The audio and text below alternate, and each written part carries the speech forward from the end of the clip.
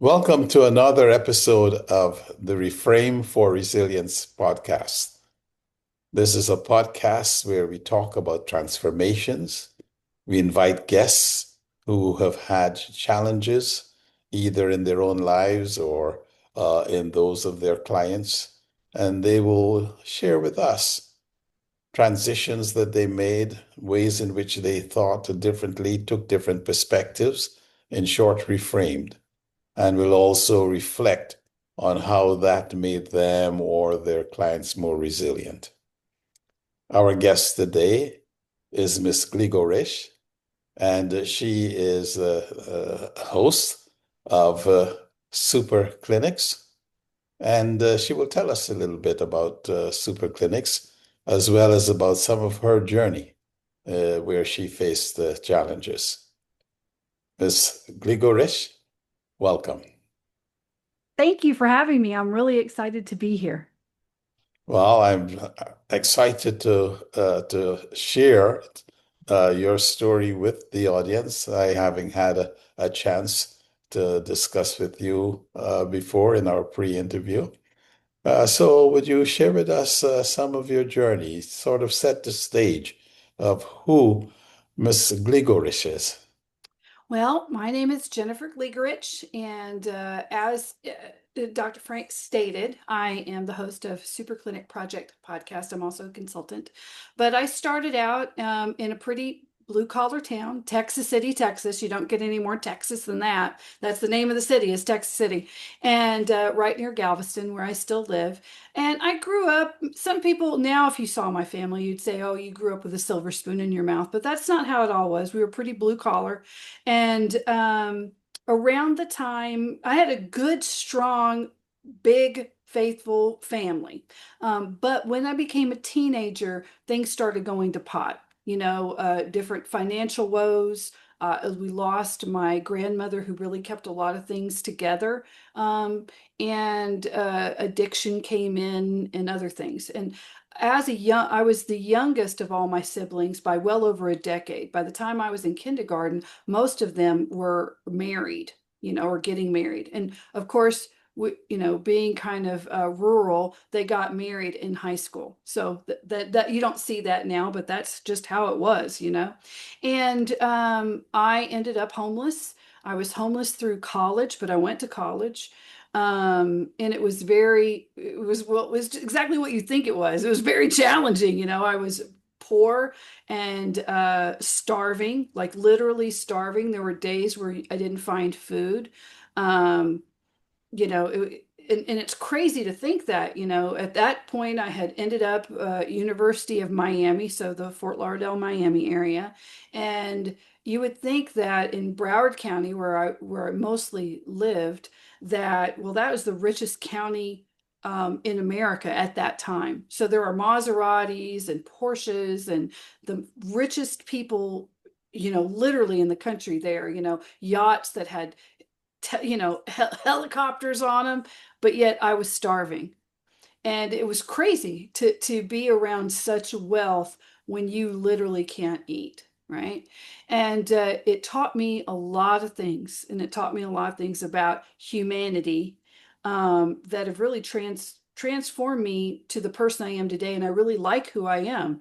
And it's just interesting, how that worked out. One of the things that we talk about when you reframe for resilience, a lot of the skills that I learned ended up becoming like secret superpowers, but also to the mind shifts I had to make out of hatred. Because as I was young, I just hated everybody. Like, why did this happen to me? What did I do? Resentment was just this brick that was on my shoulders that really, it was toxic. Now looking about how much I just got so mad. I remember one of my more angrier points was I was so A1A is this long highway in Fort Lauderdale, and they have a Howard Johnson's. Howard Johnson's at the time was a hotel chain.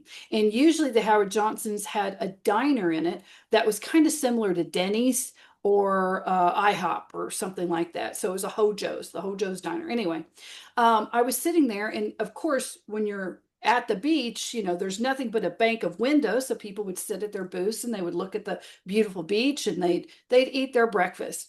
And I was so hungry, and I was pregnant at the time, so pregnant teenager, made great choices then too. And I was watching them eat and just hating them. I hated them. I resented them. How can they eat when I'm so hungry? And this big family came in and they got up to leave and half the food was still left on the table. And I just was so mad. And I walked and I sat down at their table and I just started eating their leftovers. And I remember people got very quiet. And all I could think of is, really bad words in my mouth, like, "Look, yours, I'm going to eat this. You're not going to," just resent in my heart and my soul, right? I mean, So tell me what happened to help you to change well, I'll tell that you. resentment. I'll tell you. So I ate that, and the waitress came by and she handed me some money. Actually, I got up and I went and sat at another table and started eating their leftovers. I was committed to the bit, and she took her little tip money, and it was all crumpled up like literally in her little outfit, and she hands it to me. She said, "You can't stay here. I know you're hungry, but here's some money. The manager's going to get really mad at me." And I grabbed that money from her and I said, "Fine, I was just hungry." And I walked out. I didn't thank her, didn't feel bad. And I remember walking out, and then anger propelled me for quite a bit. And then I started bawling because then my good raising that I had made me feel real sorry that I had done that to someone. It wasn't her fault. I'd worked at, I think I was in between little jobs that I was trying to get. And I knew how managers can be and how they treat people. And that was the start of me not being like that. So And I did a better job of it. tell me some of the challenges that the clinics with whom you worked had, and how were you able to help them? Well, when I talked about having a superpower with that, one of the things that I had gained was learning how to blend. So when you're homeless, you don't want people to notice you, especially if you're a girl. Being noticed is bad because bad people will notice you. So learning how to just blend into the background ended up becoming really great as a consultant, because when you go into any office and there's problems, the first thing the staff is going to do is hate you. They're not going to like you. They're going to be so filled with fear that you're there to fire them. She's here to fire us. And so I would blend and I would just put my nose down. I'd work hard. I'd sit at the front desk, or I'd sit with the sales and sit with the docs, or sit with outside. And I would really pay attention, get into my quiet pace and pay attention. And I would help them. I would listen and actually do the work with them. Mhm. And because of how I grew up having to actually work really hard at many different jobs, I knew how to do all the work. I knew how to answer the phone properly, or work on their system, or go over here and do over this. And so I just worked quietly, and I was always able to figure out the rot pretty quickly of what was going on. And in most cases, it had nothing to do with the marketing or the sales. It's usually an HR issue. And by that, I mean they have the wrong people in the wrong positions, paying them the wrong wages. They're not managing them or incentivizing them properly.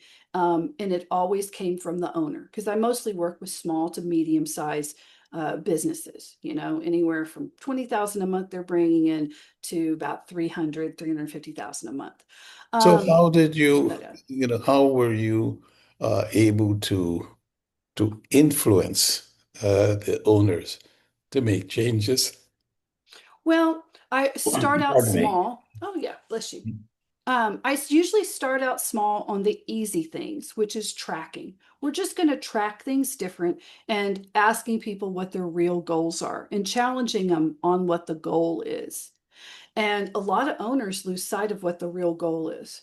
So I get them focused back on their divine purpose. Like, why were you put on this planet? What does God want for you? And a lot of people haven't asked that in a while. They're so busy in this job they've created for themselves, and now they've got responsibilities to the staff. And so when they think about it, well, but mostly it's healthcare, or even if it's roofers, I want to provide a safe, make their house safe so that they can have warm, dry shelter, right? I was like, that's great.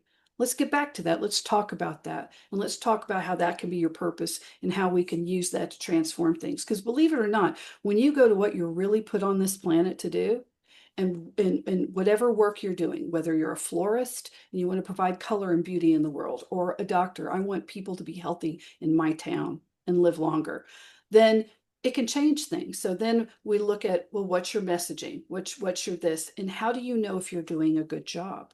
Well, people are going to love me. Okay, great. How will you know that? Well, they're going to give me, and then they start saying, well, I guess they'd refer more people to me, or I guess they'd give me more 5-star reviews. Well, how many did you get last month? I don't know. Well, let's start tracking that. And then we're going to make that a goal. And then once you make that the goal, then all of a sudden you are working towards something, and the numbers are telling you if you're doing a good job or not.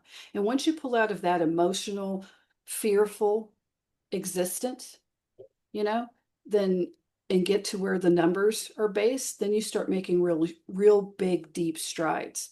And And it's something, go yeah, ahead. yeah. Do you find? I mean, this seems like a very nice human-centric, if you like, people-centric approach. Mhm. Talking about what is your purpose, and how are you messaging that? How are you letting people know what your purpose is? And how are you tracking it? How are you measuring that you are indeed delivering your purpose?